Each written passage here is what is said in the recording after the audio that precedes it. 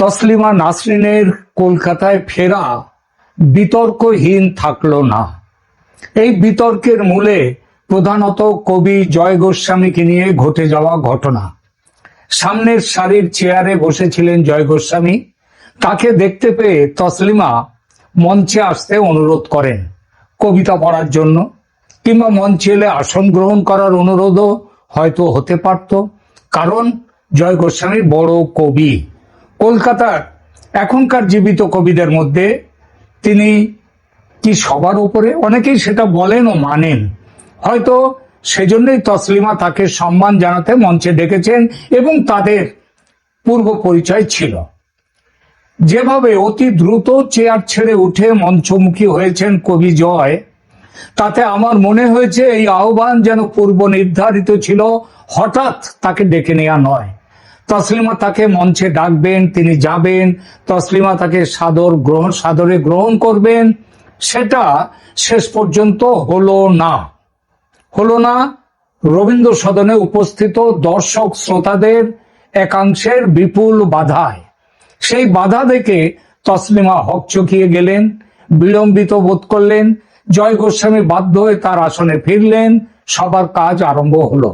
তসলিমা নাসরিন তার যে লিখিত বক্তব্যটি পড়লেন, এক কথায় অপূর্ব। বহুকাল এমন তীক্ষ্ণ, নিরপেক্ষ ও শক্তিশালী বক্তব্য কোনো কবি সাহিত্যিকের কাছ থেকে পাইনি। আর পশ্চিমবঙ্গের কবি সাহিত্যিকদের, নামী কবি সাহিত্যিকদের বড় অংশই তো হচ্ছে এখন উচ্ছিষ্ট ভোজী হয়ে গেছেন। বাম আমলে বামেদের ছিলেন, তৃণমূল আমলে তারা তৃণভোজী হয়ে গেছেন। তসলিমাকে এজন্য প্রাণ খোলা সাধুবাদ জানাই। এ পর্যন্ত বেশ ছিল, কিন্তু দেখলাম জয় গোস্বামীর ঘটনায় লেখিকা পরে বলেছেন এই ঘটনায় তিনি অপমানিত বোধ করেছেন। এটা বলে তিনি ঘটনাটিকে ওখানে শেষ হতে দিলেন না, টেনে নিয়ে গেলেন। তিনি অপমানের কথা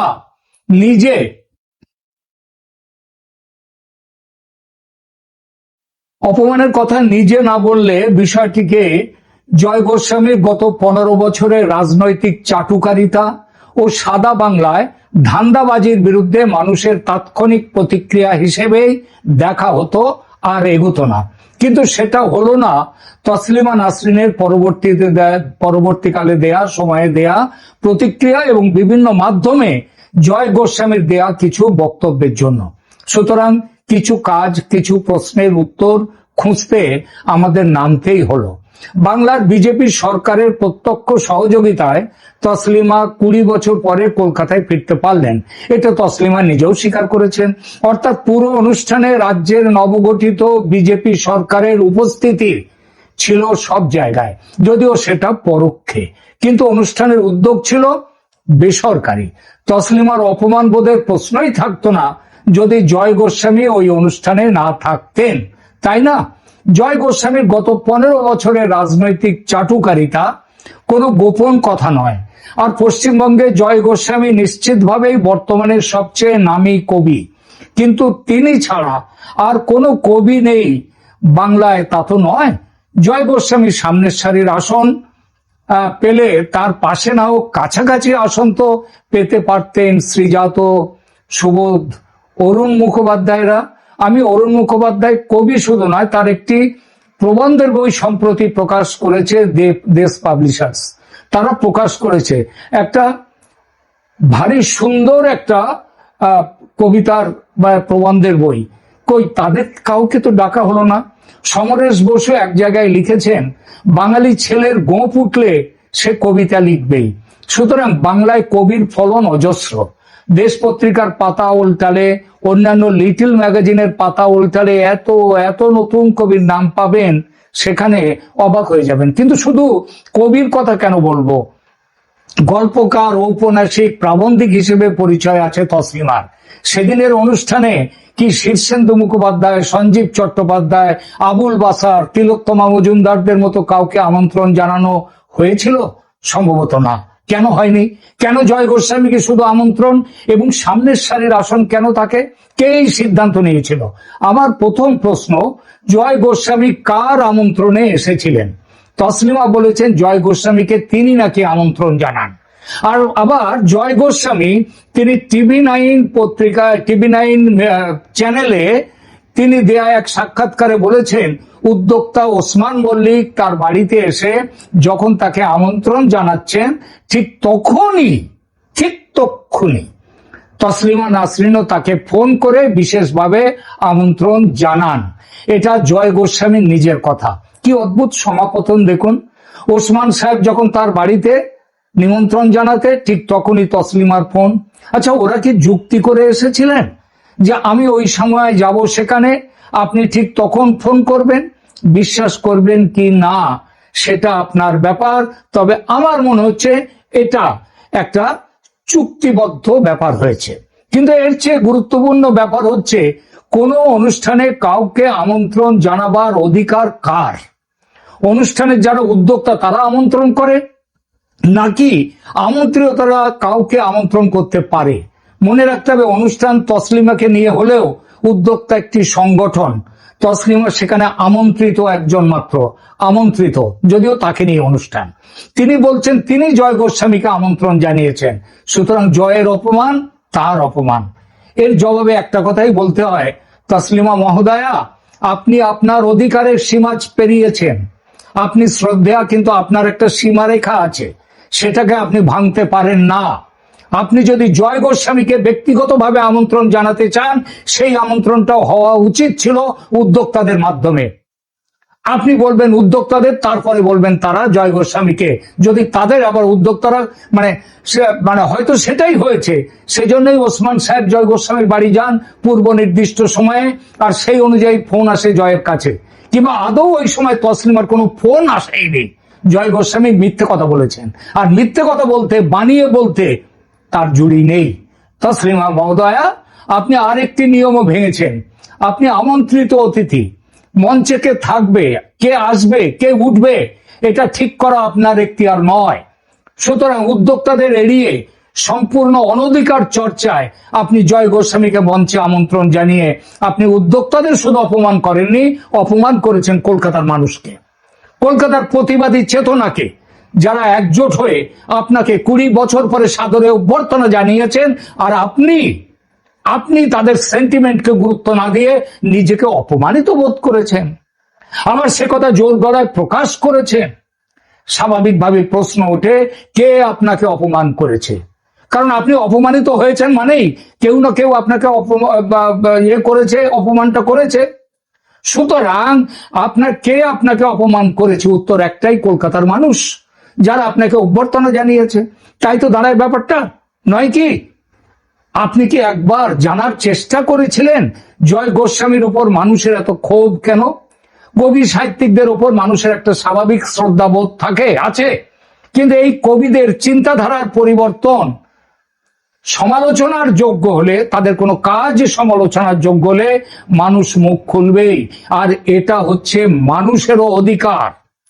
আপনার দেশের, আপনার স্বদেশের প্রাক্তন স্বদেশ, সেই দেশের বিখ্যাত কবি তথা বাংলা কবিতার অন্যতম প্রধান পুরুষ হিসেবে আল মাহমুদকে গণ্য করা হলেও তার প্রগতিশীল অবস্থান থেকে ধর্মীয় রাজনৈতিক ভাবাদর্শের দিকে যখন তিনি চলে গেলেন, সেই চরম রূপান্তর মানুষ মেনে নেয়নি। সাহিত্যিক ও রাজনৈতিক পরিমণ্ডলে তার ওই রূপান্তর ব্যাপক বিতর্কের জন্ম দিয়েছিল।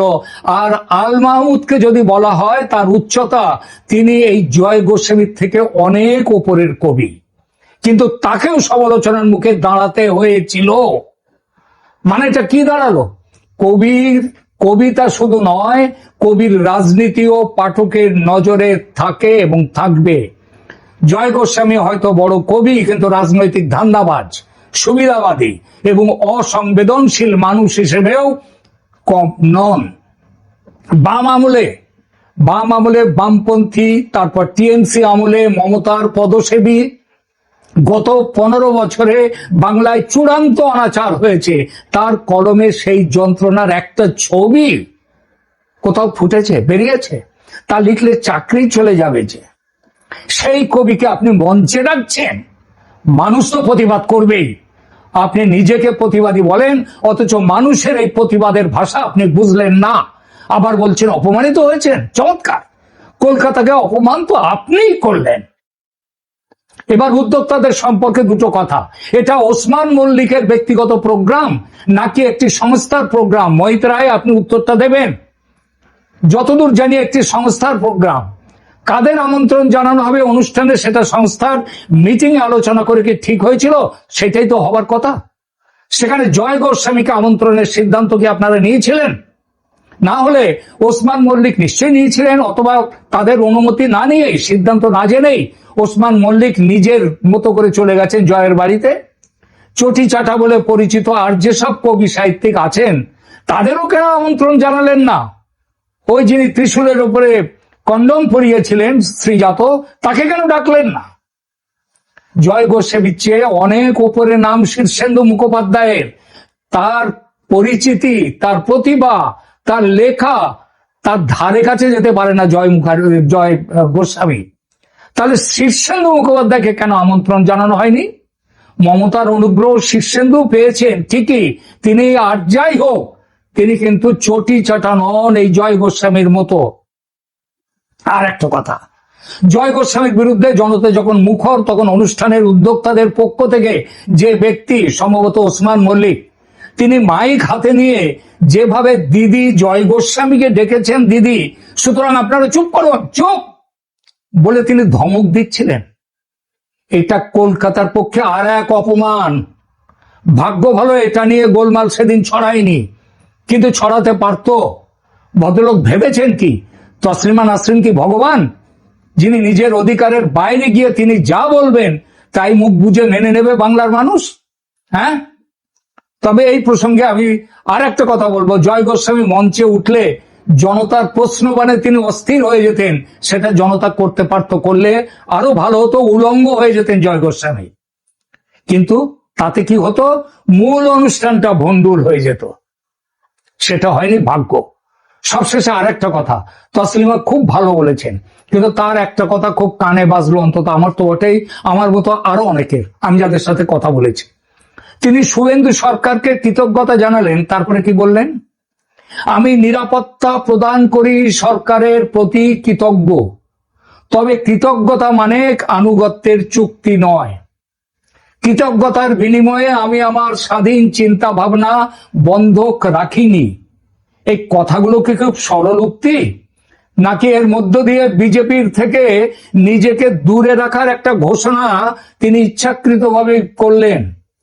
বিজেপি কি তাকে আনুগত্যের চুক্তি করতে বলেছিল? বিজেপি কি তাকে তার চিন্তা ভাবনা বন্ধক রাখতে বলেছিল?